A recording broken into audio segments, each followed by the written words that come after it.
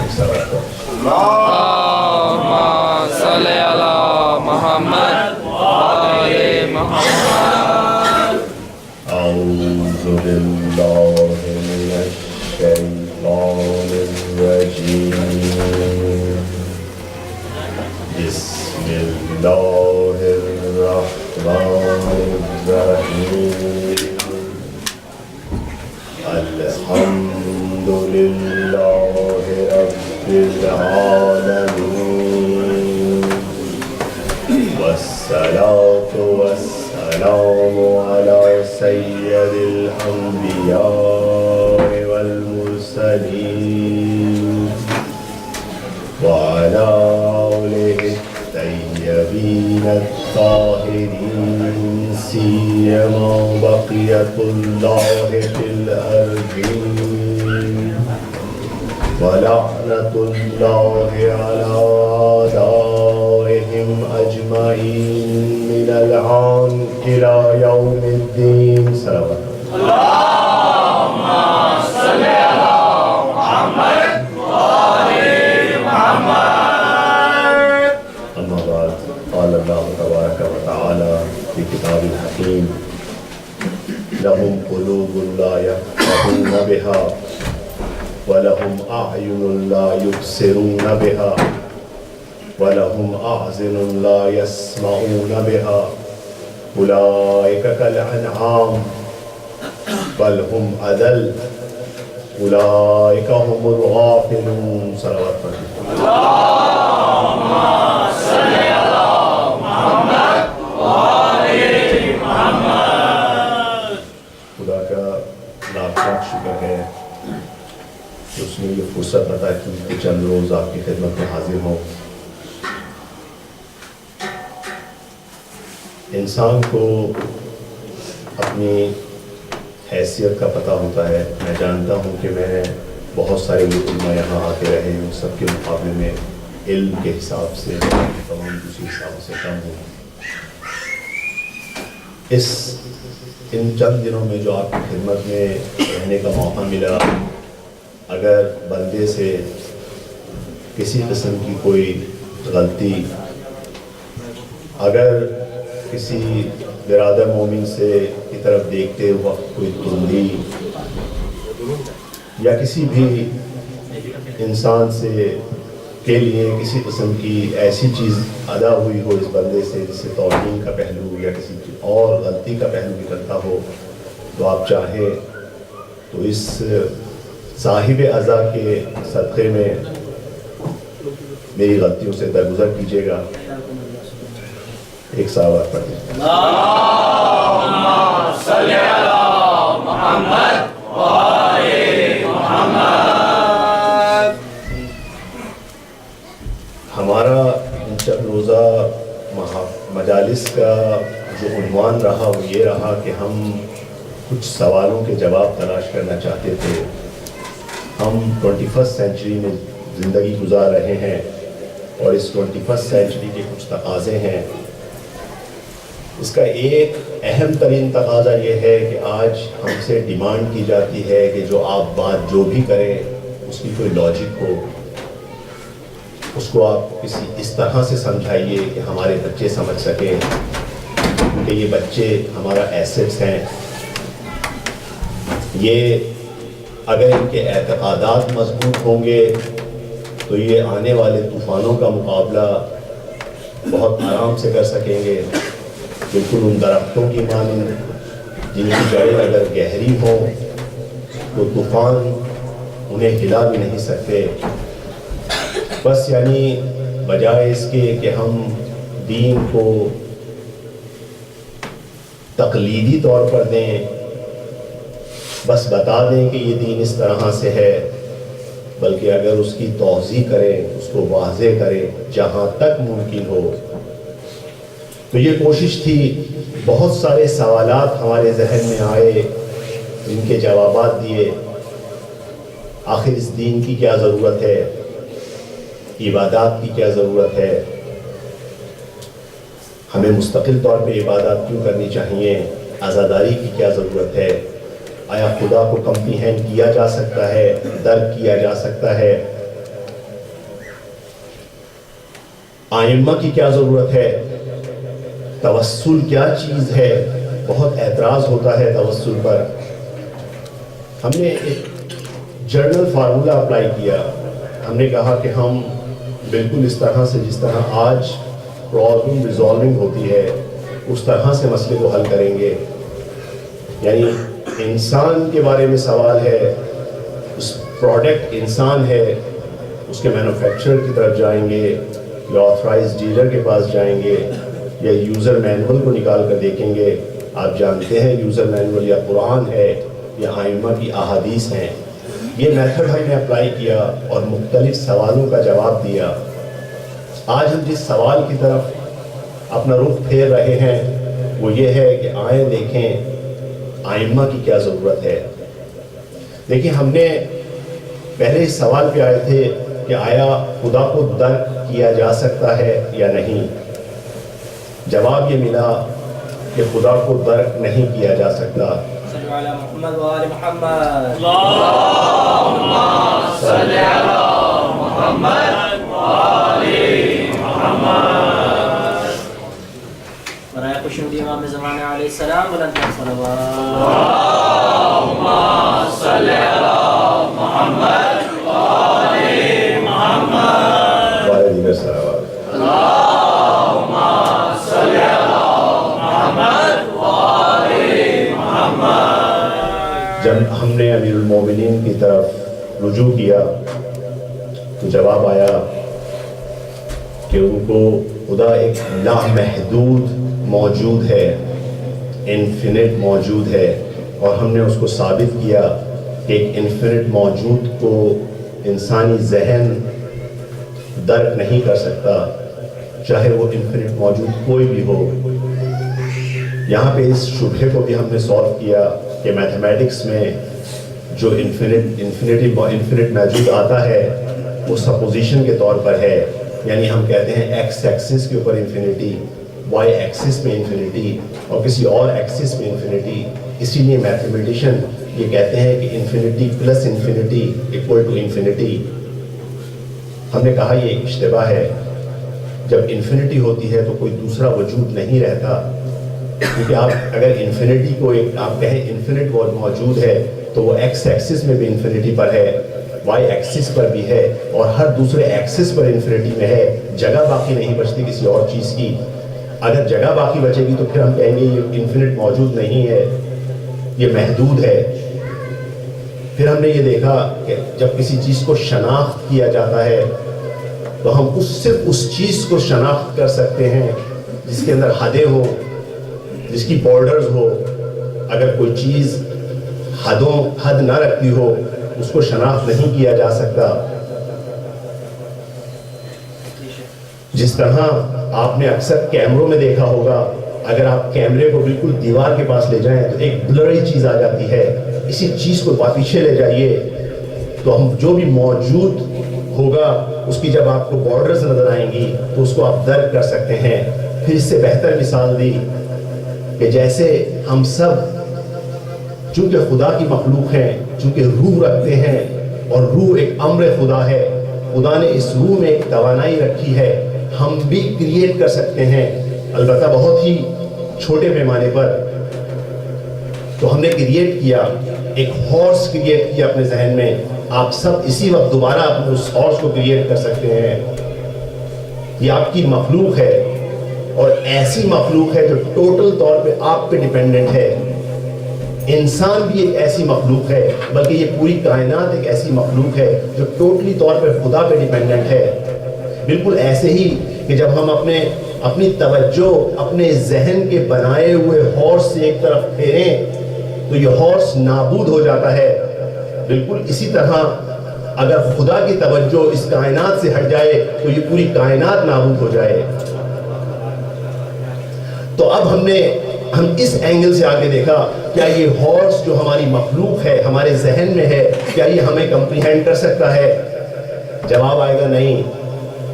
اس کو ہمیں کمپریہینڈ کرنے کے لیے ہم سے باہر آنا پڑے گا تاکہ وہ ہمیں دیکھ سکے.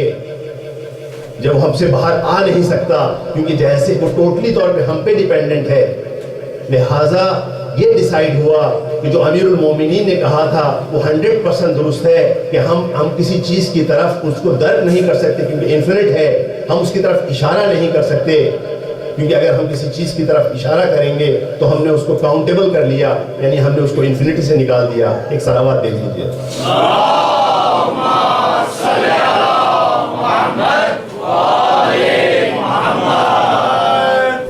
اس کے بعد ہم نے کہا کہ بہرحال ہمیں مسئلہ تو حل کرنا ہے، آخر خدا نے ڈیزائن کیا ہے، کوئی تو راہ نکالی ہوگی۔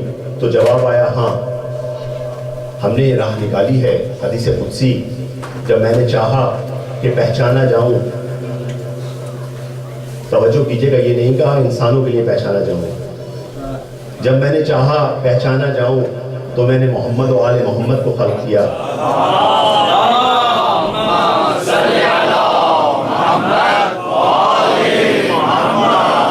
بس ہمیں پتہ چلا کہ پہچان ہے لیکن انڈائریکٹ وے میں۔ اب ہم آج اس کو ثابت کریں گے کہ آخر اہل بیت محمد و آل محمد کیا ہیں، انہیں شناخت کریں۔ شناخت کا جب لفظ آیا، یہ شناخت ایک بہت اہم موضوع ہے، گو کہ ہم اپنے موضوع سے تھوڑا سا ہٹ رہے ہیں لیکن بہت ضروری ہے کہ شناخت کی اہمیت سمجھی جائے۔ دیکھیے زندگی میں دین صرف اس لیے نہیں آیا کہ آپ کی آخرت درست کرے، دین اس لیے بھی آیا کہ آپ کی دنیا کو بھی درست کرے۔ دین صرف آخرت کا سودا نہیں۔ جب دین نے کہا کہ آپ شناخت کریں تو اس کا مقصد کیا ہے؟ دیکھیے ہم نوٹ کریں، ہم شناخت کے مختلف اینگلز ہیں۔ ایک وقت شناخت فردی ہوتی ہے، انسان اپنے آپ کو پہچانے، دیکھے اس کی حقیقت کیا ہے۔ جب وہ دیکھے گا تو پتہ چلے گا روح اور بدن ہے۔ جب وہ اس شناخت سے آشنا ہوگا تو روح کی حقیقت کا بھی خیال رکھے گا اور بدن کی حقیقت کا بھی خیال رکھے گا، اس کی ضروریات کا بھی خیال رکھے گا، روح کی ضروریات کا بھی خیال رکھے گا، روح سے غافل نہیں ہوگا۔ پھر ہم نے دیکھا فردی ضرورت کے طور پہ انسان کو اپنے بدن کی بھی شناخت ہونی چاہیے۔ دیکھیے دنیا میں جو کامیاب لوگ ہیں انہیں اپنی مکمل شناخت ہوتی ہے، انہیں معلوم ہوتا ہے کہ ان کے بدن میں کتنی توانائی ہے، ان کے بدن میں کیا اسٹرینتھس ہیں، کہاں ویکنیسز ہیں۔ اگر ایک انسان جان جائے کہ میرا ذہن میتھمیٹکس میں اچھا چلتا ہے، اس کو وہی فیلڈ اختیار کرنی چاہیے۔ ہو سکتا ہے ایک بچے کی میموری زیادہ اچھی ہو، وہ کسی اور فیلڈ میں جائے۔ آپ بدن اپنے بدن کی ریکوائرمنٹس آپ دیکھیں، آپ کتنے ہیلدی ہیں، اس کے حساب سے آپ اپنی جاب سرچ کریں گے، اس کے حساب سے آپ اپنی زندگی گزاریں گے۔ تو شناخت صرف دین کے لیے نہیں بلکہ فرد کے لیے بھی ضروری ہے۔ اس سے اہم ایک انسان اپنے بیہیویئر کو شناخت کرے، یہ بہت ہے عزیزوں، بہت اہم ہے عزیزوں۔ دیکھیے ہم اگر اپنے بیہیویئرس پہ غور کریں تو ہمیں پتہ چلے گا کبھی ہمیں غصہ آتا ہے، ہم ٹھہر جائیں، دیکھیں ہمیں کیوں غصہ آتا ہے، سوچیں کیا چیز کیا بات ہوئی جس کی وجہ سے ہمیں غصہ آیا، کون سی ایسی اٹیچمنٹ تھی جو ہرٹ ہوئی تو ہمیں غصہ آیا، ہمیں خوشی ہوئی، دیکھیں ہمیں کس وجہ سے خوشی ہوئی، کہیں ایسا تو نہیں کہ ہم کسی ٹریپ میں پھنسے ہوئے ہیں۔ ہمیں بعض لوگوں سے اختلاف ہوا تو ہم دیکھیں کہ ہمیں کیوں اختلاف ہوا، کہیں ہم نے شخصیت کو تو کوئی بت نہیں بنایا ہوا اپنا جو کسی اور بت سے ٹکرا رہا ہے۔ مختلف چیزیں ہیں، ہمیں شناخت، دیکھیں ہم شناخت آخر کیا چیز ہے۔ ایک صلوات پڑھ دیجیے۔ اللہم صلی علی محمد و آل محمد۔ آپ دیکھیے آج مختلف پرابلمس جو ہم جس کا شکار ہوتے ہیں کیونکہ اپنے وظائف کی شناخت نہیں کر پاتے۔ ہمارے وظائف کیا ہیں؟ آیا ہمارے وظیفہ صرف اپنے بدن اپنی فردی مذہب ہے کے طور پر ہے، ایز اے مومن ہماری فیملی کا کے لیے ہمارا وظیفہ ہے خالی، یا اس کمیونٹی کے لیے کوئی وظیفہ ہے، یا اس ملت کے لیے کوئی وظیفہ ہے؟ ہم وظیفوں سے غافل ہوتے ہیں، اس کو شناخت کریں۔ جب ہم فرد سے آگے بڑھتے ہیں تو ہمیں فیملی کی شناخت ہونی چاہیے۔ دیکھیے آج افسوس کے ساتھ مسلمانوں میں فیملی پرابلمس بہت ہیں، آج علماء سے جب گفتگو کی جاتی ہے کہتے ہیں بہت سارے طلاق کے کیسز ہیں، مختلف مسائل ہیں گھروں میں، وہ جو گھروں کے میاں بیوی کے مسائل ہوتے ہیں وہ بچوں پہ اثر کرتے ہیں۔ اگر انسان شناخت کی اہمیت کو سمجھے، شناخت کرے کہ اس کی بیوی میں کیا اچھی باتیں ہیں، بیوی یہ محسوس کرے، وائف یہ محسوس کرے کہ اس کے ہسبینڈ میں کیا اچھی باتیں ہیں، کہاں شارٹ کمنگز ہیں۔ دیکھیے انسان کی شخصیت مختلف جگہ پر مختلف انوائرمنٹ میں ڈیولپ ہوئی ہے۔ ایک انسان جو ہسبینڈ ہے وہ ایک خاص ماحول میں اس کی تربیت ہوئی ہے اور اس تربیت نے اس پہ ایک خاص اثر چھوڑا ہے، اب ظاہراً اس کے تحت وہ ریئیکٹ کرتا ہے، لیکن ہم کیا کریں، ہم اچھائیوں میں نگاہ کریں اور جو شارٹ کمنگز ہیں ان کو ریئلائز کریں۔ بالکل دونوں طرف سے اس طرح ہو تو زندگی بہت اچھی ہو سکے گی، ایک دوسرے کی شارٹ کمنگ کو نگلیکٹ کر سکیں گے، ہیلپ کر سکیں گے ایک دوسرے کی۔ اگر ہم فیملی میں ایک قدم آگے بڑھتے ہیں، دیکھتے ہیں ہمارے بچوں کی شناخت کریں، ان کی خاص انکلینیشنز ہیں، کیوں ہے یہ انکلینیشن، وہ خاص چیز کا تقاضا کرتے ہیں، کیوں کرتے ہیں یہ تقاضا، ان کی خاص اسٹرینتھس ہیں۔ ہم اگر اسٹرینتھس پہچان جائیں اپنے بچے کی، اس کے کیریئر کے لیے ہمیں ہیلپ فل ہوگا۔ شناخت اہم ہے اوور آل۔ تو دیکھیے ہم شناخت کو ہم فرد سے لے کے آئے، ہم آئے فیملی لیول پر، ہم بڑھتے ہیں اس سے آگے لیول پر۔ آپ سب اس بات سے جانتے ہیں کہ کمیونٹی میں مسائل ہوتے ہیں، آپ سب اس بات سے آگاہ ہیں کہ ملک میں مسائل ہیں ہمارے، ہم سب درد دل لیے ہوئے ہیں اس وقت۔ پاکستان کی جو حالات ہیں وہ آپ کے سامنے ہیں۔ آج کیا نہیں ہو رہا مومنین کے ساتھ، آئے ہم شناخت کریں کہ کیا وجوہات ہیں۔ ہمارا ٹھیک ہے دشمن آتا ہے ہم پہ حملہ کرتا ہے، آخر ہماری طرف سے کہاں فالٹ ہوا، کس جگہ سے ہم نے کیا کہتے ہیں غلطی کی، کیا ہم میں اتحاد کی کمی تھی، کیا ہم لوگوں کو شناخت نہ کر سکے، مختلف لوگ عمامے پہنے آئے اور ہم ان کو شناخت نہ کر سکے، مختلف لوگ تنظیموں کے ہیڈ تھے ہم ان کو شناخت نہ کر سکے۔ یعنی دیکھیے آپ یہ شناخت کتنی اہم چیز ہے۔ آپ کمیونٹیز میں آئے، میں نے عرض کیا تھا کہ میرا تعلق مختلف کمیونٹیز سے رہا، نہ بطور عالم، بطور آپ ایز ایک عام مومن کے کمیونٹیز کو آرگنائز کرنے کا موقع بھی ملا، اور افسوس کے ساتھ مختلف کمیونٹیز میں جب وہ گرو ہوئیں تو آپس میں اختلافات سامنے آئے، مسائل سامنے آئے۔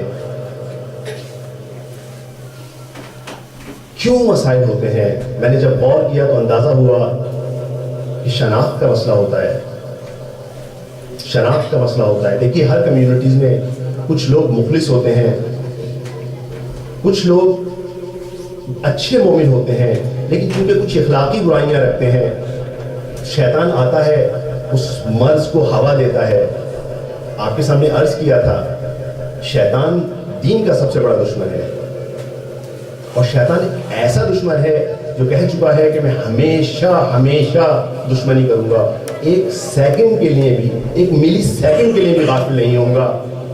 آپ کو یوزر مینول سے اٹھا کے دکھایا تھا، قرآن میں آیا ہے کہ خدا شیطان ہر طرف سے حملہ کرے گا، کوئی ایسا نہیں ہوگا کہ صرف سامنے سے حملہ کرے، آگے سے، پیچھے سے، سیدھی طرف سے، لیفٹ طرف سے، ہر طرف سے حملہ کرے گا۔ تو جب وہ حملہ کرتا ہے تو ہم میں سے مجھ جیسے لوگوں کے جن کے اخلاق خراب ہوتے ہیں وہ آتے ہیں کمیونٹیز میں پرابلم کرتے ہیں۔ اب ٹھیک ہے یہ تو ہمیشہ سے ایسا ہوگا، شیطان ہمیشہ سے ہے، ہمیشہ رہے گا جب تک خدا نے اس کی زندگی رکھی ہے۔ ہم کس طرح سے اس مسئلے کو حل کریں؟ ہم ہاتھ پہ ہاتھ رکھ کے بیٹھ جائیں، کہیں دیکھیے جب شیطان کا تو کام ہے ہم تو کچھ نہیں کر سکتے، تو صدا آئے گی کہ نہیں آپ کی بھی ذمہ داری ہے، آپ کو میں نے عقل دی ہے، آپ شناخت کیجئے، آپ مخلص لوگوں کو شناخت کیجئے، اور اگر کوئی مجھ جیسا آدمی آ کر کوئی مشکل پیدا کر رہا ہے اس کو بھی شناخت کیجئے۔ ہاتھ جوڑ کے عرض کریں گے آغا کیسے شناخت کریں؟ میں نے آپ کو کچھ فارمولے دیے، یہ میرے فارمولے نہیں ہیں، آئمہ کے فارمولے ہیں۔ میں نے عرض کیا آئمہ کی نگاہ صرف آپ کی آخرت پر نہیں ہے، وہ چاہتے ہیں آپ ایک بہترین زندگی گزاریں، کامیاب زندگی. فارمولہ سب سے اہم کیا تھا؟ ہم نگاہ کریں گے مخلص لوگوں کی طرف اور دوسرے لوگوں کی طرف. ہم ڈفرینشیٹ نہیں کر پا رہے کون صحیح ہے کون غلط ہے. ہم دیکھیں گے الحب للہ والبغض للہ. کون جب ایک ایشو اٹھاتا ہے تو اس کی حب اللہ کے لیے ہے، بغض اس کا اللہ کے لیے ہے. خدا کی اگر کوئی خلاف ورزی کرتا ہے تو غضبناک ہوتا ہے، خدا کی خاطر وہ محبت کرتا ہے. یہ ایک پیمانہ ہے. دوسرا پیمانہ دیکھیے، اگر مجھ جیسا شخص کوئی جس کے دل میں مرض ہو، اس کا بیہیویئر دیکھیے گا کہ وہ بیہیویئر کیا ہوگا. ایک مخلص آدمی کا بیہیویئر دیکھیے گا. مخلص آدمی ریاکاری نہیں کرے گا. وہ آئے گا خاموشی سے، کبھی کچن میں کھڑا ہوا کام کر رہا ہوگا، صبح کے وقت آئے گا، شام کو آئے گا، کبھی باتھ روم صاف کرتا نظر آئے گا آپ کو. یعنی ایسے کام کر رہا ہوگا جو خاموشی سے کام ہو رہے ہوں گے. اور مجھ جیسا آدمی اگر دل میں مرض رکھتا ہے تو آئے گا، آپ آئیں گے، آپ سے بہت احترام سے ملوں گا، آپ کے پیر پکڑوں گا، آپ کے سامنے شو آف ایسا کروں گا، پیچھے جاؤں گا تو آپ کے خلاف بات کروں گا، آپ پہ تہمت لگاؤں گا، آپ کی غیبت کروں گا. اچھا اب اس میں ہوتا کیا ہے اس کمیونٹی کے؟ اس میں دیکھیے صرف یہ کمیونٹی کا مسئلہ نہیں ہے. میں آپ کو پیچھے لے کے جاؤں گا، تاریخ میں پیچھے لے کے جاؤں گا. ہمیشہ حق اور باطل کے درمیان آپ کو تشخیص کرنی ہے. حق تھوڑا سا ہوتا ہے، باطل بہت تھوڑا سا ہوتا ہے، بہت چھوٹا ہوتا ہے. ایک بڑی تعداد ایک نیوٹرل لوگوں کی ہوتی ہے، پاک دل لوگوں کی ہوتی ہے. آپ کہہ لیجئے کسی بھی جگہ پر، کسی بھی ملک میں، کسی بھی کمیونٹی میں، کسی بھی مذہب میں شاید 5 سے 10% لوگ مخلصین ہوتے ہیں. 2 یا 3% لوگ جن کے دل میں اگر میری طرح مرض آ جائے تو وہ ہوں گے. اور اکثریت یہ 90%، 92% لوگ یہ خاموش تماشائی ہوتے ہیں. کیا ہوتا ہے؟ یہ خاموش تماشائی ان کا فالٹ ہوتا ہے. یہ جج ہوتے ہیں، یہ صحیح طریقے سے ریکگنائز نہیں کر پاتے، یہ پہچان نہیں پاتے کہ مسائل کہاں ہیں، کون حق ہے کون باطل ہے. جب یہ پہچان نہیں پاتے تو پھر کمیونٹیز میں مسائل ہوتے ہیں. دیکھیے آپ دیکھیے کہ شیطان ایسے نہیں آتا، شیطان وہی روح بھر کے آتا ہے. امام حسین جب ایک طرف حق پہ تھے،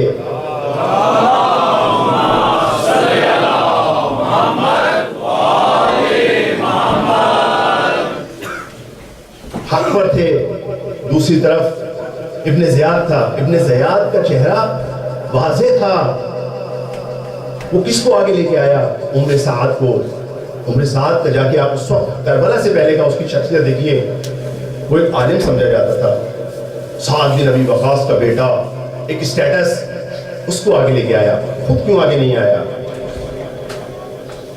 ہمیشہ اس طرح لایا جاتا ہے. دیکھیے کبھی بھی ایسا نہیں ہوتا، آج تک آپ نے نہیں سنا ہوگا کہ کوئی شخص کہے کہ میں مکمل طور پہ باطل ہوں، میں جھوٹ بولتا ہوں، میں قتل عام کرتا ہوں، میں ظلم کرتا ہوں، میں ظلم کروں گا. کبھی یہ نہیں کہے گا.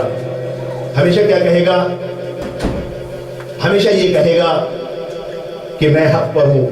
اگر بش افغانستان پہ، عراق پہ حملہ کہے گا تو کہے گا میں آزادی کے لیے کر رہا ہوں. کبھی یہ نہیں کہے گا کہ میں ان کو اپریس کرنا چاہتا ہوں، ان کو آئل کی کیا کہتے ہیں دولت لینا چاہتا ہوں. ہمیشہ حق کو باطل کے ساتھ مکس کرے گا. یہ شناخت اہم ہے. ہم پہچانے کے شناخت کیا ہے. ہمیں بابصیرت ہونا ہے. مومن شروع ہوتا ہے.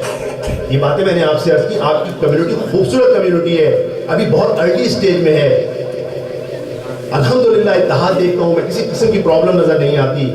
لیکن دل چاہتا ہے کہ آپ کسی طرح رہیں اور ترقی کریں. ایک صلوات دے دیجیے. اللہم صلی علی محمد وآل محمد. دیکھیے خداوند تعالیٰ بھی اس چیز کی طرف اشارہ کرتا ہے. جب ہم نگاہ ڈالتے ہیں سورہ بقرہ پہ تو اسٹارٹ ہوتا ہے بسم اللہ الرحمن الرحیم الف لام میم. اس کے بعد کیا شروع ہوتا ہے؟ ذالک الکتاب کے بعد 5 آیتیں آتی ہیں.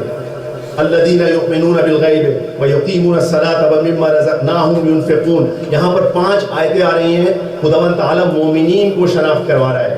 مومنین کون ہیں؟ پہلی 5 آیتیں مومنین کو شناخت کرواتی ہیں. اس کے بعد آگے بڑھتا ہے خدا. اس کے بعد دوسرا تعارف کرواتا ہے کفار کا. 2 آیتوں میں کفار کا تعارف کراتا ہے. ان الذین کفروا سواء علیہم اانذرتہم ام لم تنذرہم لا یؤمنون. اور اس کے بعد ایک اور آیت لیکن عجیب ہے. اس کے بعد آگے بڑھتا ہے ومن الناس. اب یہاں سے شروع کرتا ہے ومن الناس من یقول آمنا باللہ وبالیوم الآخر وما هم بمؤمنون. منافقین کی شناخت کروانا شروع کرتا ہے. اور عجیب ہے مولا مومنین کی 5 آیتوں میں, کفار کی 2 آیتوں میں, یہاں 13 آیتیں لگاتار منافقین کی شناخت. دیکھا آپ نے خدا کے نزدیک یوزر مینول میں اس نے کیا بیان کیا؟ ایسے لوگ جو اپنا چہرہ چھپاتے ہیں. اب آپ اس چیز کو سمجھ لیجئے. جب آپ اس کو سمجھ جائیں گے تو پاکستان کے پرابلم آپ کو سمجھ میں آنے لگیں گے. ہماری شناخت کا مسئلہ ہے. ہم نہیں اماموں کو شناخت کر پاتے. سب امامے لگائے بیٹھے ہیں, سب لیڈر ہیں, قوم مر رہی ہے, ہم شناخت نہیں کر پا رہے. کون بہتر ہے کون بہتر نہیں ہے؟ ایک صلوات پڑھ دیجیے. اللہم صلی علی محمد وآل محمد.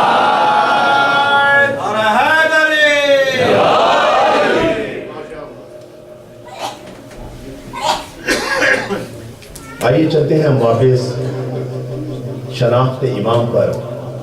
امام کو شناخت کرنا بہت اہم ہے. ائمہ کو شناخت کرنا بہت اہم ہے. یاد رکھیے امام ایک اسٹیٹس رکھتے ہیں. ہم عام لوگوں جیسے نہیں ہیں. کہ جب یہ بات یاد رہے گی تو یاد رکھیے گا اگر کبھی عزا میں آپ کو کھانا ایسا ملے جس میں نمک کم ہو, کبھی کوئی حصہ کم ہو جائے, تو یہ نہ کہیے گا کہ حضرت زہرا ناراض ہوگی. حضرت زہرا ایسی خاتون نہیں ہے. وہ ان آپ کے دلوں کو دیکھتی ہیں. ماشاءاللہ. ایک صلوات پڑھتے ہیں.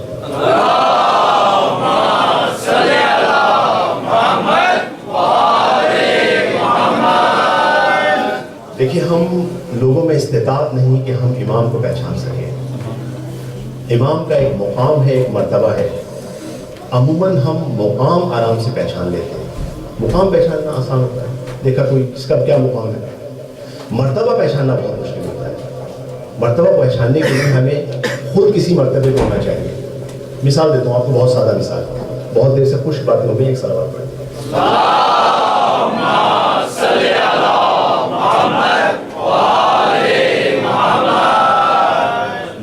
ماشاء اللہ ہماری کمیونٹی میں یہاں پر بہت سے PhD ڈاکٹرز ہیں. اگر فرض کیجئے کہ آپ کسی پاکستان کے ریموٹ گاؤں میں جائیں, وہاں جا کے کوئی آپ سے پوچھے کہ آپ کیا کرتے ہیں, بولے کہ میں نے PhD کیا ہے, تو کچھ سمجھ میں آئے گا. ابھی انہوں نے وہ بالکل اسکول بھی نہیں گئے تھے. فرض کر لیجیے بالکل ریموٹ گاؤں میں گئے, ایک بوڑھا آدمی ہے, پوچھتا ہے آپ سے آپ نے کیا کیا ہے. آپ کہتے ہیں جی میں ڈاکٹر ہوں. پہلے تو اس کے ذہن میں ڈاکٹر جائے گا وہ ہمارے میڈیسن والا, سمجھ میں نہیں آئے گا اس میں. پھر آپ کہیں میں PhD ہوں.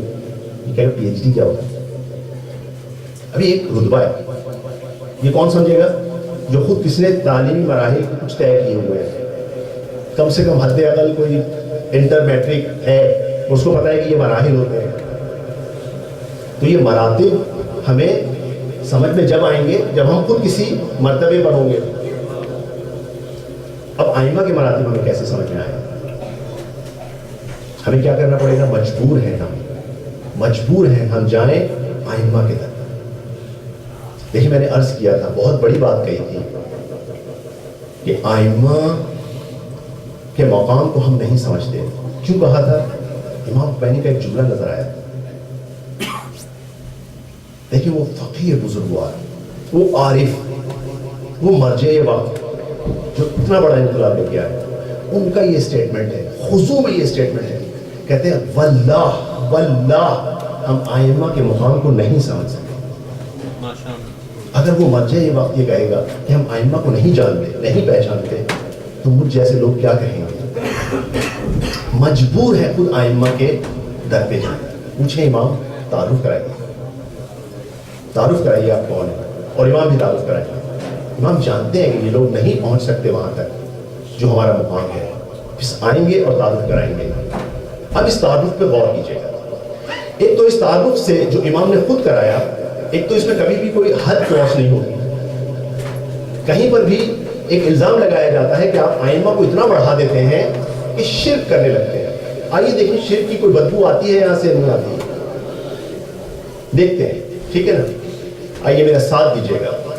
امام رضا کے پاس کوئی شخص آیا،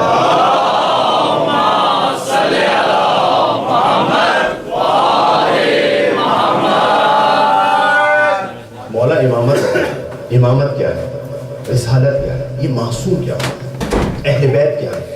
امام نے کہا ٹھیک میں بتاتا ہوں. انہوں نے میں ایک واقعہ بتا. اچھا پھر غور کریں گے نا آپ کو تو بہت ساری مشکلیں حل ہو گئی. اپنی پرسنل مشکلیں بھی، نماز سمجھ میں آئے گی، نماز کیا ہے اس کا کوڈ سمجھ میں آئے گا، پتہ چل جائے گا آئمہ شرک کبھی بھی نہیں کرتے. کتنے بڑے وہ ہیں. اب دیکھیے سوال کہنے لگے کہ اس طرح سے واقعہ ہوا کہ امام علی نے پیغمبر اکرم سے پوچھا یا رسول اللہ آپ افضل ہیں یا جبرائیل؟ اب رسول اللہ جواب دیں گے. ایک سوال اللہم صلی علی محمد وآل محمد. پیغمبر اکرم نے کہا کہ دیکھیے انبیاء ملائکہ سے افضل ہے اور ہم انبیاء سے افضل ہے. اب مولا ریزن دیجیے، لاجک دیجیے، ہم تو لاجک چاہتے ہیں. کہا کیوں؟ کہا اس لیے کہ ہم نے شناخت میں، دیکھیے شناخت آگے ہوا ہے، تسبیح میں، تحلیل میں، ان سب کے معنی کروں گا پریشان ہو گیا.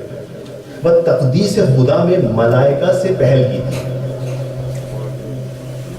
کہا مولا کیسے؟ کہا ایسے.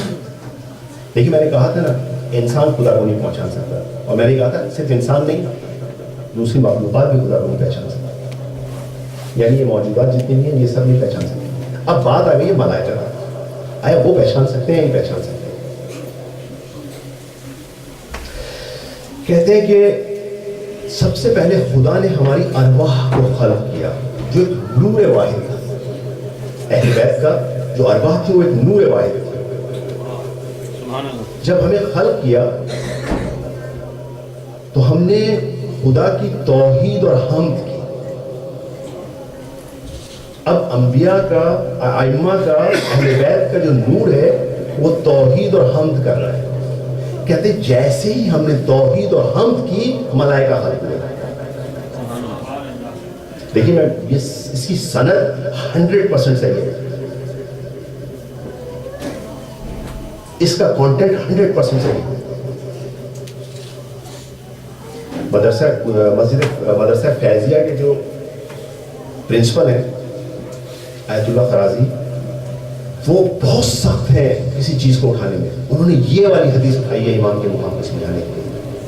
بہت سخت، بہت زیادہ کیا کہتے ہیں، کوئی بھی ذرا سی حدیث کی سند میں وہ مسئلہ آ جائے تو واپس رکھ دیتے ہیں، اس کو اٹھا کے لائے. کہتے ہیں جب ملائکہ خلق ہوئے، اب دیکھیے ملائکہ کا کیا حال ہے. انہوں نے ہمارے نور واحد کو دیکھا. سبحان اللہ. جب نور واحد کو دیکھا انہوں نے تو اب یہ ایک اشتباہ میں گرفتار ہونے لگے، شاید یہی ہمارے خالق ہے. لیکن جواب ہم دے رہے ہیں، شرک نہیں کیا. یہاں پر کیا کہا؟ یہاں پر ائمہ نے کیا کیا؟ ائمہ نے کہا جب انہوں نے ہمارے ساتھ یہ جملہ ہے استعظم امرنا، جب ملائکہ نے کیا کیا؟ ہمارے امر کو بہت عظیم پایا. تو کیا کیا؟ ہم نے تسبیح پڑھی سبحان اللہ. اب ملائکہ سمجھ گئے سبحان اللہ یعنی کیا؟ اللہ منزہ ہے مخلوقات کی صفات سے. بس ملائکہ سمجھ گئے کہ یہ خالق نہیں، یہ خالق نہیں. بس انہوں نے بھی تسبیح پڑھی، انہوں نے بھی کہا سبحان اللہ. دیکھیے اب مطلب سمجھتے جائیے. اب ہم بھی اپنے لیے درس لیتے جائیں یہاں پر، یہاں سے نہ جائیں جب تک اس درس کو نہ لیں. اب ہم نماز کا کوڈ بتا رہے ہیں آہستہ آہستہ. نماز میں دیکھیے گا کیا کیا کوڈ ہے، یہی کوڈ ہے. سبحان اللہ. اب جب بھی ہم خدا کی کوئی تصویر بنانا چاہیں، خدا کے کسی چیز پہ غور کرنا چاہیں تو کیا کہیں؟ سبحان اللہ.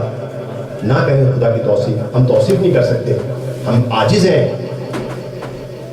ہم اپنے دماغ کی کیپیسٹی کے مطابق اس کی توصیف کرتے ہیں. دیکھیے میں مثال دے دیتا ہوں آپ کے سامنے. رزاق کی، خدا رزاق ہے نا، توصیف کریں. ہمارے ذہن میں رزق کے نام سے ہی کیا آئے گا؟ ہمیں دال چاول، ہمارے لیے مرغی، یہ دینے والا، بس ہمیں رزق دینے والا. کیا یہی ہے معنی رزاق کے؟ اگر ہم غور سے جا کے دیکھیں گے تو اس مرغی کو بھی رزق یہ دے گا، وہ جو چاول کا بیج ہے اس کو بھی رزق یہ دیتا ہے، وہ پودے کو بھی رزق یہ دیتا ہے، اس پودے کو جو چیز رزق دیتی ہے اس کو بھی رزق دیتا ہے، اس زمین جس زمین کے اندر وہ پودا ہوتا ہے اس کو بھی رزق یہ دیتا ہے. یعنی آپ دیکھیں رزاق کا مطلب ہم نہیں سمجھ سکتے جو ہمارے ڈیلی کا کام ہے. ہم رزاق کیا ہے؟ ہر کائنات اس وقت یہ لکڑی اس کو رزق کون دے رہا ہے؟ کیا رزق صرف کھانا پینا ہوتا ہے؟ اس کو رزق کون دے رہا ہے؟ وہ رزق وہ چیز جس سے حیات برقرار رہتی ہے، حیات کی بقا ہوتی ہے. اس پتھروں کو کون رزق دے رہا ہے؟ دیکھیں ہم نہیں شناخت کر جاتے. اسی لیے جب ہم کوئی تعریف کرتے ہیں تو جواب آتا ہے سبحان اللہ عما یصفون. خدا منزہ ہے اس چیز سے جو آپ تعریفیں کرتے ہیں. بس یہاں پر فرشتوں نے کیا کہا؟ سبحان اللہ. سمجھ گئے. لیکن ہمارا نور بہت وسیع تھا، بہت ہمارا آگے تھا.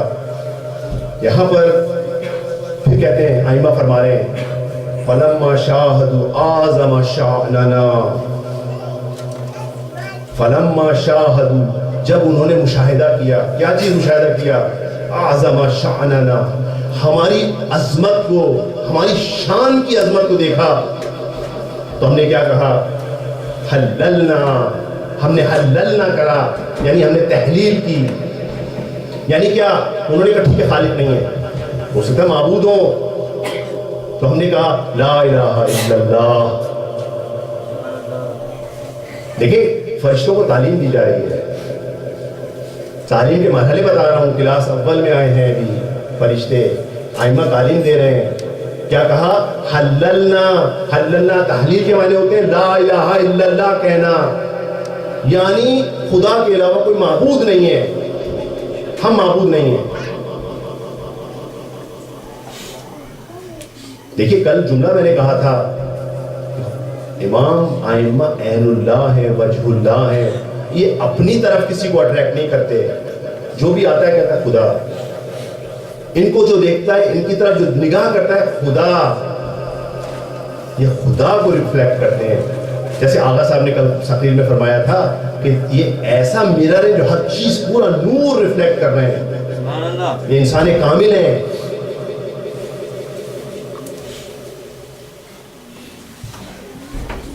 اس کے بعد اچھا یہاں سے ہم بھی درس لے لیں. اگر ہمیں اپنا شان ذرا بزرگ نظر آنے لگے تو اب ہم اسی لیے نماز میں کہا گیا نماز میں یہ کرو ذکر. کہیں ایسا ہو تمہارا نفس تمہیں دھوکہ دے دے، تم کہو میں بڑی شان دیکھیں، اس کمیونٹی میں میرا مقام دیکھیں، میرا رعب و دبدبہ دیکھیں، میری سیلری دیکھیں، اب میری شان کتنی بلند ہے. جب بھی یہ ذہن میں آئے تو آپ یہی پڑھیں. اس کے بعد جب انہوں نے ہمارے مقام کو دیکھا، بلند مقام کو دیکھا، ہم ساری ٹھیک ہے نہ رب ہے نہ خالق ہے لیکن بہت بڑے ہیں، بہت بڑے ہیں. تو یہاں پر ہم نے اللہ اکبر کہا.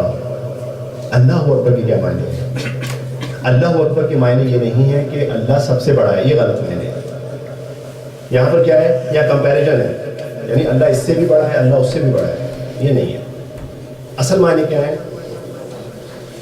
اللہ اس قدر بزرگ ہے کہ اس کی توصیف نہیں کی جا سکتی.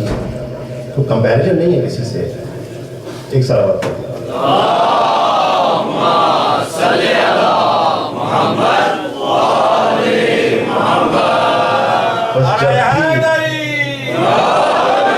بس جب بھی کبھی اپنے کو بڑائی سمجھنے لگے تو کہا کریں اللہ اکبر. دیکھیں نماز میں کیوں ہمیں پریکٹس کروائی جا رہی ہے بار بار. یہ پریکٹس کروائی جا رہی ہے, کورٹ ہے.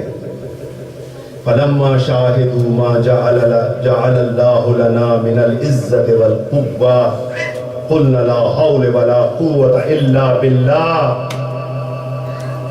کہا جب انہوں نے دیکھا کہ خدا نے ہمارے لیے کیا عزت و قوت دی ہے ہم کو, تو ہم نے کیا کہا؟ ہم نے کہا لا حول ولا قوت الا باللہ. حول و قوت سوائے خدا کے کسی کے لیے سزاوار نہیں ہے.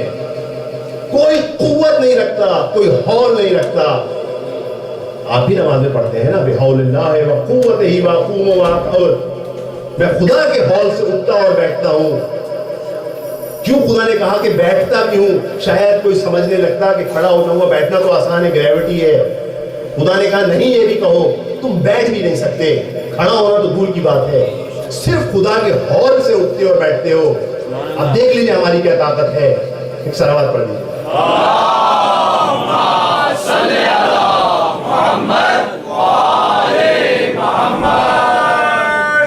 اس کے بعد اب ملائکہ نے کہا, اب پیغمبر فرما رہے ہیں جب انہوں نے دیکھا فلما شاہدوا ما انعم اللہ بہ علینا, جب ملائکہ نے دیکھا کہ ہمیں خدا نے کتنی نعمتیں دی ہیں, وَأَوْجَبَهُ لَنَا مِنْ فَرْضِ طَاعَةٍ, اور ان کی ہم لوگوں کی یعنی ائمہ کی اطاعت لوگوں پر واجب قرار دی ہے, تو ہم نے کیا کیا؟ قُلْنَا الْحَمْدُ لِلَّهِ. حتیٰ حمد بھی ہمارے لیے نہیں ہے, ساری تعریف صرف خدا کو سزاوار ہے. صلوات پڑھ دیجئے.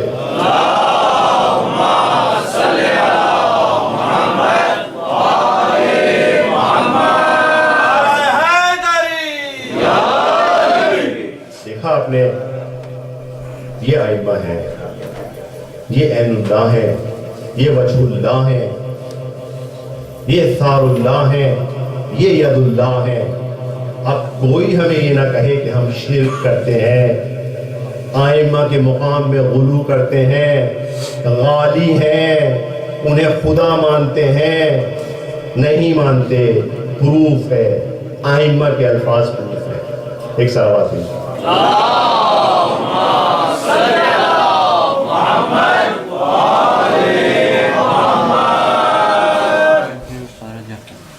یہاں تک مسئلہ حل ہوا. اب ہم سمجھ گئے کہ ائمہ کی ضرورت کیا ہے. لیکن عجیب دو حدیثوں کی طرف نگاہ کی, بڑا عجیب کیا چیز ہے یہ, توجہ کیجئے, بہت لطف آئے گا آپ کو. آپ نے سنیے یہ حدیث, لولا حجت لصاخت الارض باہلها, اگر حجت نہ ہوتی تو زمین اپنے اہل کے ساتھ دھنس جاتی. اگر حجت نہ ہوتی. اب آپ دیکھیے ائمہ کا مقام آپ سمجھیے, وہ تو ملائکہ کو تعلیم دے رہے ہیں. اب دیکھیے, اچھا آپ کہیں گے ٹھیک ہے بنا دیا, سب سے پہلے ائمہ کو بنایا, اس کے بعد کیا ہوا؟ باقی ٹھیک ہے, اب تو ضرورت نہیں ہے. یہ بھی کہہ سکتے ہیں نا, ہاں جی ٹھیک ہے بنا دیا تھا, اس کے بعد تعارف کرایا, ان کی مدد سے انسان بن گئے, اب تو ضرورت نہیں ہے. اللہ کو پتا تھا یہ مسائل کھڑے ہوں گے, کہلوایا لولا الحجت لصاخت الارض باہلها, اگر یہ حجت نہ ہوتی تو زمین گہرائیوں میں دھنس جاتی. پھر یہی نہیں رکے, دوسری جگہ لو ان الامام رفع من الارض ساعة, اگر ایک لحظے کے لیے امام زمین سے ہٹا لیا جائے, لماجت باہلها كما يموج البحر باہلها, یہ زمین میں ایسا تلاطم آ جائے گا کہ جیسے کسی سمندر میں تلاطم آتا ہے, اور زمین اپنے اہل کو لے کر ڈوب جائے گی. مولا بہت بڑی بات ہے. یعنی دوسری جگہوں پہ نکل کرتے ہیں, یہ پورا اس عالم میں جو فیض ہے وہ امام سے آ رہا ہے. ماشاءاللہ, بے شک. دیکھیے آپ جا کے آج دیکھیے گا زیارت جامع کبیرہ, امام ہادی نے تعلیم کی ہے. امام فرماتے ہیں یہ جو پودا اگتا ہے زمین کے اوپر، یہ ہماری ذات کی وجہ سے اٹھتا ہے. نعرہ حیدری، نعرہ حیدری. آئیے دیکھیں اس کو ثابت کریں ایک مثال سے. عادت ہے نا ہماری کہ مثال سے ثابت کرتے ہیں. ایک محسوس کریں اس چیز کو. بچے کہتے ہیں بھائی ٹھیک ہے مان لی بات، کوئی مثال ایسی دیں، کوئی ایسا کنیکشن بھی ہو سکتا ہے. کہاں دیں گے مثال؟ وعدہ کیا تھا، پہلے دن وعدہ کیا تھا، ائمہ کا مقام سمجھائیں گے انشاءاللہ. دیکھیے آج آپ اور بھی توجہ کیجیے، بہت اہم ہے. اگر آپ نے اس کو توجہ کی بہت لطف آئے گا. الیکٹریسٹی کے کانسیپٹ سے ہم سب آگاہ ہیں. میں چاہتا ہوں بچوں کو یہ بتاؤں کہ الیکٹریسٹی جنریٹ کیسی ہوتی ہے. مشکل ہے، تھوڑا الیکٹرک سائڈ پہ کام کیا ہے تو باز نہیں آ رہا. دیکھیے الیکٹریسٹی جو ہم گھروں میں یہ دیکھ رہے ہیں، ہمارے ٹیوب لائٹس بلب جل رہے ہیں، یہ کہاں جنریٹ ہو رہی ہے؟ یہ جنریٹ ہو رہی ہے جنریٹنگ اسٹیشنز میں، رائٹ؟ اچھا جو جنریٹنگ اسٹیشن میں جنریٹ ہو رہی ہے، یہ جو بلب ہے ہمارا یہ تو شاید 100 واٹ کا ہے، ٹیوب بھی شاید 40 واٹ کی ہو. ہمارے جو اپلائنسز ہیں سارے شاید 220 وولٹ 400 زیادہ آپ کہیں گے بہت ہی اچھا وہ ہے 400 کلو واٹ کا کیا کہتے ہیں کوئی چیز ہے نا. اچھا جو جنریٹ ہو رہی ہے وہ کتنے واٹ کی جنریٹ ہو رہی ہے؟ کہیں گے وہاں میگا واٹ میں جنریٹ ہو رہی ہے، میگا واٹ میں جنریٹ ہو رہی ہے. اچھا فرض کر لیجئے یہ سب مخلوق ہیں، یہ ٹیوب لائٹس وغیرہ سب مخلوق ہیں، انسان ہیں، حیوان ہیں، جاندار ہیں. یہ سب کے سب یہ کنیکٹ ہیں کس کے ذریعے؟ ٹرانسمیشن لائنز کے ذریعے جنریٹنگ اسٹیشنز تک. یہ ٹرانسمیشن لائن سب سمجھ کر لیجیے یہ زمین ہے. اگر اس کو ڈائریکٹ کنیکٹ کر دیا جائے تو کیا ہوگا؟ میگا واٹ اٹیچ ہو جائے ایک اپلائنسز کے ساتھ جو کلو واٹ میں ہو، کیا ہوگا؟ جل جائے گی چیز، فنا ہو جائے گی.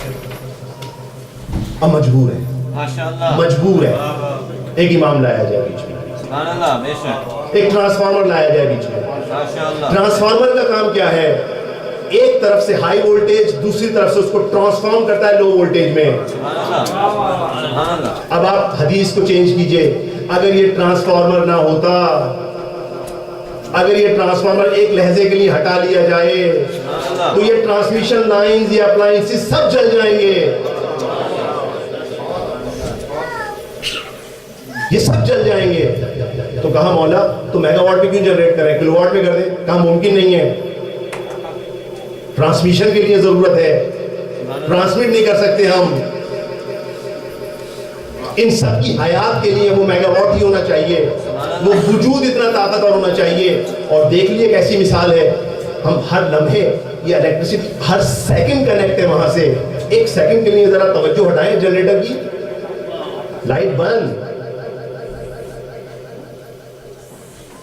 اب آپ سمجھے؟ اب دوبارہ اس کو پڑھیں. لولا الحجۃ لساخت الارض باہلھا. اگر یہ حجت نہ ہو تو زمین یہ ٹرانسمیشن لائنز اپنے تمام اپلائنسز کے ساتھ فنا ہو جائے گی. خدا کا وجود ایک قوی ہے، ایک ایسا وجود ہے کہ کوئی تاب نہیں رکھتا اس وجود کی سوائے محمد و آل محمد کے.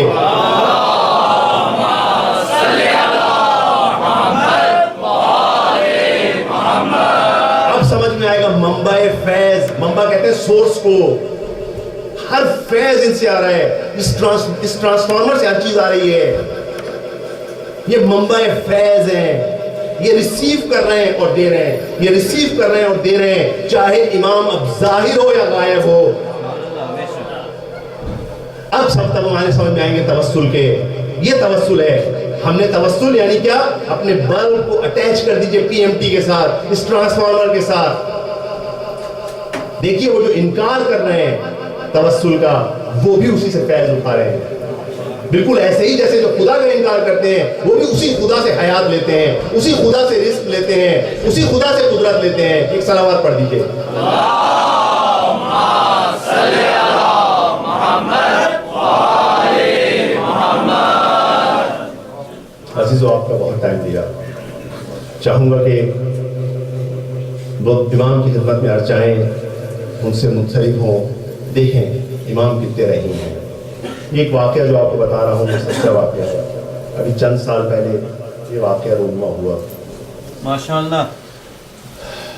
میں ہمارے استاد ہیں جو مجالس پڑھتے ہیں، یہ واقعہ ان سے ریلیٹڈ ہے۔ کہتے ہیں کہ تہران مجلس پڑھنے گئے، عشرہ تھا پورا، جہاں مجلس پڑھنے گئے کہاں وہاں ماشاءاللہ کافی مومنین تھے، 2 جوان بھی آئے ہوئے تھے۔ بعض اوقات کچھ جوان نادان ہوتے ہیں، نہیں سمجھتے، کہنے لگے یہ جو جوان تھے یہ مجلس میں جب بیٹھتے تھے ہنستے رہتے تھے، باتیں کرتے رہتے تھے۔ کہتے مجھے بڑی اذیت ہوتی تھی، بعض اوقات میری توجہ بڑھ جاتی تھی، دھیان ہٹ جاتا تھا۔ بہرحال 10 دن کسی طرح سے تمام ہوئے، ختم ہوئے۔ میں نے کہا کہ چلو میری جان چھوٹی یہاں سے، میں واپس کیوں آ گیا۔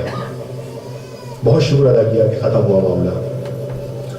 اس کے اگلے سال یہ صاحب پھر آئے جو بانی مجلس تھے کہ آغا آئیے آپ آ کر جو ہے ہمارے گھر مجلس پڑھیے۔ میں نے کہا آغا مجھے معذرت، میں نہیں پڑھ سکتا، میرا جو ہے وہ آپ کسی اور کو لے جائیے۔ کہا نہیں آپ کو ہی پڑھوانا ہی ہے، ہمیں مومنین کا اصرار ہے، آپ پلیز مجلس پڑھیے آئیے۔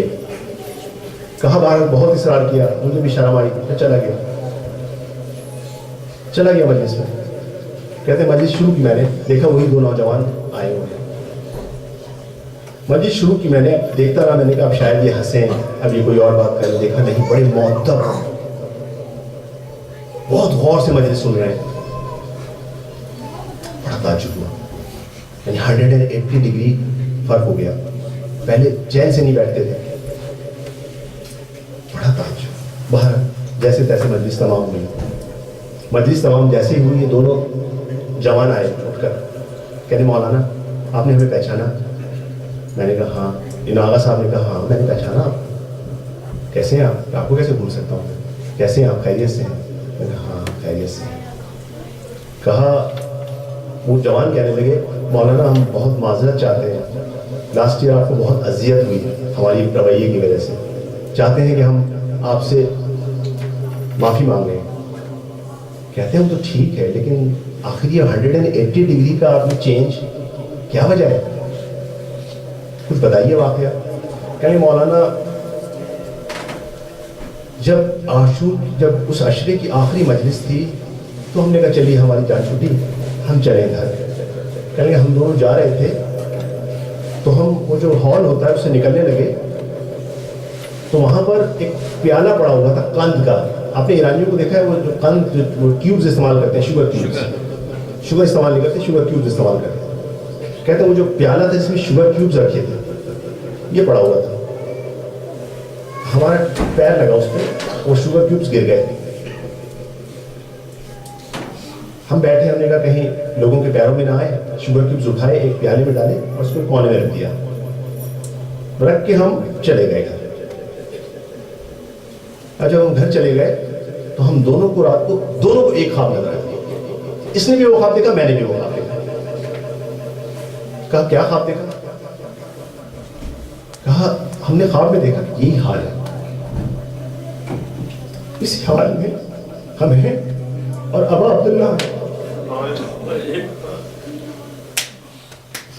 عبداللہ آئے حضرت عباس کے ساتھ، حضرت عباس کے ساتھ آئے ہیں اور حضرت عباس کے ہاتھ میں ایک پرچہ ہے۔ مولانا کہتے ہیں عباس میرے بھائی، سب عزاداروں کا نام، آپ خوشحال ہو گئے، خدا گواہ ہے، امام آتے ہیں حضرت زہرا، اب عبداللہ نے کہا سب کا نام لکھ لو۔ یہ جوان کہتے ہیں حضرت عباس نے سب کا نام لکھ لیا، بس ہم دونوں کا نام نہیں لکھا۔ جب نام نہیں لکھا امام حسین آئے، کہیں گے بھائیا عباس ان دونوں کا نام بھی لکھ لیا۔ حضرت عباس نے کہا مولا یہ تو آپ کی عزاداری کے لیے نہیں آئے تھے، یہ تو ہنسنے آئے تھے، کہکے لگانے آئے تھے۔ مولا نے کہا بھیا میں جانتا ہوں، لیکن دیکھو جب یہ جا رہے تھے نا تو انہوں نے جو یہ قند گری ہوئی تھی اس کو اٹھا کے ایک پیالے میں ڈال دیا اور ایک طرف رکھ دیا، بس انہوں نے مجھ حسین پر اس کے برابر میری گردن پہ ایک حق آ گیا، بھیا بھیا ان کا نام میں لکھ لو۔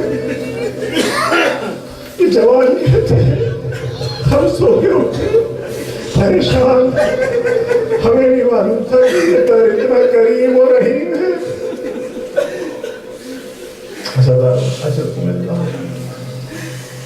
دیکھا آپ نے یہ در کتنا کریم ہے۔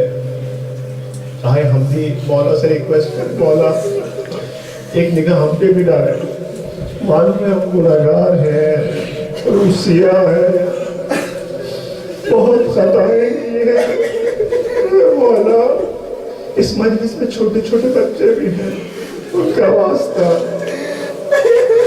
ہماری توبہ کو قبول کریں، ہماری عزاداری کو قبول کریں۔ عزادارو آپ یقین کریں میں نے جہاں جہاں پڑھا ہے ایسا نہیں ہو سکتا کہ انسان قبر میں جائے اور آئمہ نہ آئے۔ دیکھیے یاد کیجئے اس لمحے کو، ہم سب ایک لمحے کے لیے تصور کریں کہ ہمیں ایک دن اس دنیا سے جانا ہے، ہمیں قبر میں لٹایا جائے گا، کفن کا منہ کھولا جائے گا، سر زمین پہ رکھا جائے گا، اس کے بعد ملائکہ آئیں گے اور سوال جواب شروع ہوں گے، من رب کا، من نبی کا، من امام کا۔ خدا کی قسم حق رکھتا ہوں، یقین رکھتا ہوں امام حسین کونے سے آئیں گے، اے ملائکہ ارے یہ ہمارے عزادار ہیں، یہ سیاہ کپڑے پہنتے تھے، یہ گریہ کرتے تھے، ہماری مجالس میں آتے تھے۔ دیکھیے اس مجلس کا صاحب ہے، جتنی بھی روایات دیکھی اس میں لکھا ہے کہ جب ایک مجمع منقلب ہو جائے، جب ان کے دل پلٹنے لگے تو آپ سمجھ لیجیے گا کہ ہم آئے ہیں یا ہم نے لطف کی ایک نگاہ کی ہے۔ اب اس وقت جو مجمع منقلب ہے، جو آنسو ہیں، آپ یقین کر لیجئے کہ یا تو حضرت زہرا آئی ہیں یا حضرت زینب آئی ہیں، یا ہم پہ ایک لطف کی کرم ہوئی اور لطف کی نگاہ ہوئی ہے، ورنہ آپ یقین کر لیجئے یہ دل اس طرح نہیں لرزتے، یہ آنکھوں سے آنسو جاری نہ ہوتے۔ اجرکم اللہ۔ عزادارو اسیروں کا قافلہ جب مدینہ پہنچا، لوگ بھاگ بھاگ کر آئے دیکھنے کے لیے، ملاقات کے لیے۔ عبداللہ ابن جعفر بھی آئے، جعفر طیار کا شجاع بیٹا آتا ہے، قافلے پہ نگاہ کرتا ہے، کہتا ہے زینب نظر نہیں آ رہی۔ ایک بوڑھی خاتون کو دیکھتا ہے جن کی کمر جھکی ہوئی ہے، کہتے ہیں بی بی میں نے سنا ہے کہ حضرت زینب تو کربلا میں شہید نہیں ہوئی، آپ جانتی ہیں کہاں ہے؟ حضرت زینب نے مڑ کے دیکھا، عبداللہ مجھے نہیں پہچان سکے۔ عبداللہ نے کہا بی بی آپ کی کمر کیسے ٹیڑھی ہو گئی، بی بی آپ کے بال کیسے سفید ہو گئے؟ حضرت زینب نے کہا عبداللہ میں واپس آ گئی، یہ کافی نہیں ہے کیا؟ ارے میں نے اپنی آنکھوں سے اپنے بھائی حسین کو شہید ہوتے دیکھا، میں نے اپنی آنکھوں سے علی اکبر کا لاشا دیکھا، میں نے قاسم کے ٹکڑے ہوتے ہوئے بدن دیکھے، میں نے عباس کا لاشا دیکھا۔ اب حضرت زینب ہے اور حضرت قاسم کی یاد، امام حسین کی یاد، علی اکبر کی یاد۔ ایک دن عبداللہ پوچھتے ہیں زینب آپ کو اون و محبت کی یاد نہیں آتی؟ ارے ابا حضرت زینب تڑپ کے نہیں کرنے لگی، عبداللہ تم نے انصاف نہیں کیا، ارے میں ماں ہوں، لیکن میں اس لیے گریہ نہیں کرتی کہ کہیں حسین شرمندہ نہ ہو۔ حضرت عبداللہ نے کہا اچھا زینب ایک بات مجھے بتائیے، میں نے صفین میں جب تھا تو میں نے اپنے چچا کی لڑائی دیکھی تھی، جب نہروان میں تھا تو چچا کی لڑائی دیکھی تھی۔ بی بی یہ بتائیے میرا بھائی حسین کیسے لڑا؟ حضرت زینب نے کہا ارے عبداللہ سنو، حسین 3 دن کا پیاسا تھا، ارے اس نے اپنے ہاتھوں سے سب کو اٹھایا تھا، ہر ایک ناشے میں گیا تھا، لیکن جب اس نے تلوار نکالی تو اشکیاء میلوں دور فرار ہو جاتے تھے۔ ارے عبداللہ میرا بھائی جس کے سینے پہ داغ تھا لڑتا جاتا تھا، کہتا تھا دیکھو آج علی جس کا علی اصغر شہید ہو گیا اس کی لڑائی دیکھو، ارے جس کا اکبر شہید ہو گیا اس کی لڑائی دیکھو، ارے 3 دن کے پیاسے کی لڑائی دیکھو۔ اور عبداللہ ظالموں نے گھیر لیا میرا بھیا، جب زمین جسم پہ آیا تو تیروں پر تھا۔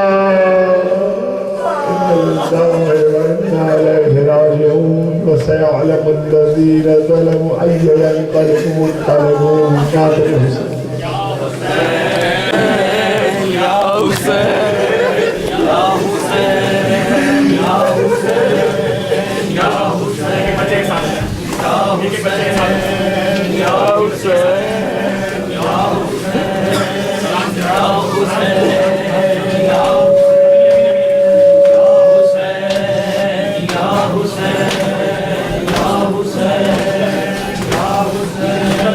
رخسار گواہ ندی تیری دے، جڑے ظالم ظلم کمائے پل در لہائے، پھر چادر لٹیاں پیچھے کھائے آن جلائے، اور میں کو گھن ونج اپنی دنیا دے، ہو گئی شام دی گرمی کھائے۔ جناب سکینہ زندان بابے دے سر نو پکڑ کے بابے دا سر چومیا ہے، چوم کے کیڑی گل کیتی ہے میری سین نے، میری سین رو کے فرمے دیے بابا سکینہ دے بال سفید ہو گئے نے، بابا سکینہ 4 سال دی عمر دے وچ بوڑھی ہو گئی ہے، چاہے میت سجا سکینہ دا، جیسے جناب سکینہ دی روح پرواز کر گئی ہے کہ میں میرے مولا سجا جناب سکینہ دا میت چایا میت سجا سکینہ دا، اے میں لکھے آئے کل علماء پہ کس رسیاں دے چمدہ ہے، اکبر دیا پھپیاں ماما تے باکر دے پیو، ای غربت دا میں کیڑا حال سنایا، مزہ پوچھنا ہے پیو دے قاتل تو کتھے بیڑ دی قبر بناوا۔ جناب سکینہ دا میت اٹھا کے جابر سید سجاد بازار شام تو باہر غریبہ دے قبرستان چائے نے، مسلمانہ سوال کی تھے تو اس بچی نو کفن کیوں نہیں پہندا؟ سید رو کے فرماندا ہے مسلمانوں میں سید ہاں تے موئی ہوئی بین چاہیوں دا، میں پردیسی مسافر ہاں تے گھر اپنا لٹائیوں دا۔ مسلمانہ سوال کیتا ہے اے کیا دی تو دسا اے بچی نو کفن کیوں نہیں پایا؟ سید رو کے فرمائندہ کفن نہیں پہنیا دیئے میں دیا بے کفن پیو دی کفن نہیں پہنیا دیئے میں دیا بے کفن پیو دی تائیوں میلا پھٹا چولا کفن دی جا پوائیاں دا مسلمانہ سوال کیتا ہے کیا جی دفعہ تو نسیاں رسیاں کیوں نہیں لہائیاں سید رو کے فرماتا ہے کوئی مستور مر جاوے او دے زیور لہائے بیندر کوئی مستور مر جاوے او دے زیور لہائے بیندر قبر وچنا لرسیاں دے سکینہ کو سمائیاں دا قبر وچنا لرسیاں دے سکینہ کو سمائیاں دا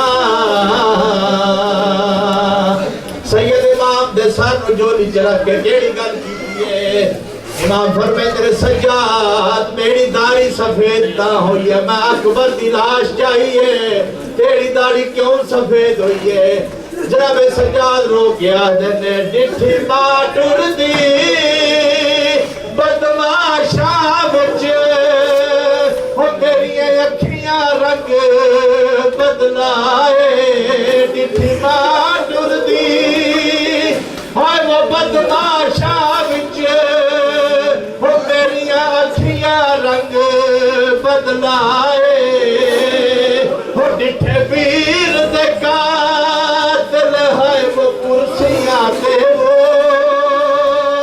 وہ گئی داڑھی رنگ بدلائے یا حسین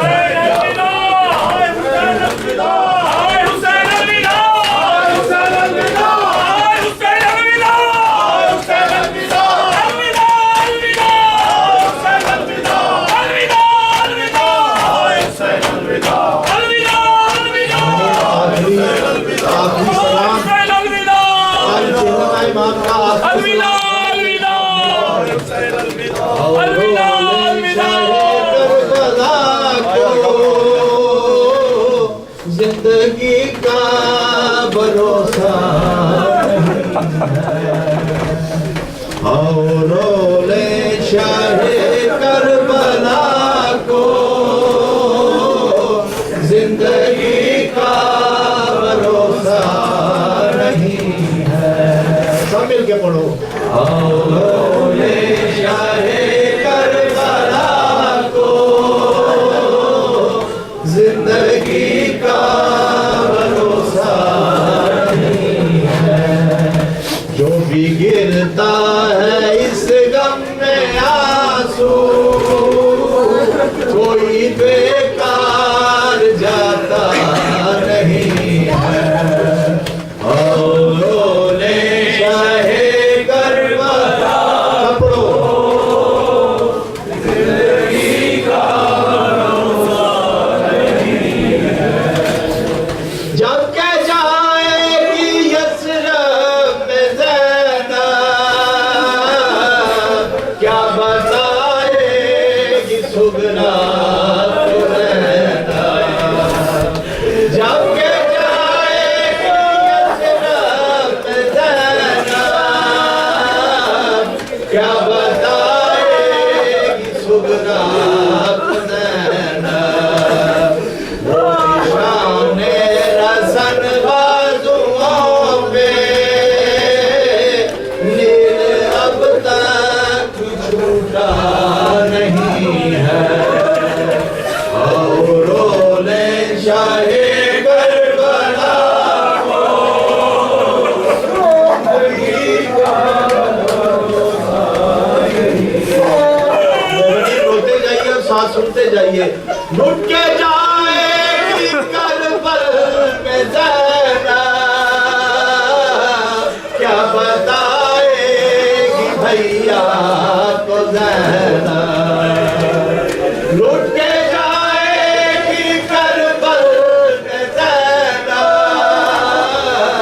کیا بتائے گی بھیا کو زینب بچ کے زندہ سے جو آ رہے ہیں ان میں پیاری سکینہ نہیں ہے بچ کے زندہ سے جو آ رہے ہیں ان میں پیاری سکینہ نہیں ہے اولولے شاہ کربلا کو زندگی کا بھروسہ نہیں ہے لٹ کے جائے گی کربل میں زینب کیا بتائے گی بھیا کو زینب بچ کے زندان سے جو آ رہے ہیں ان میں پیاری سکینہ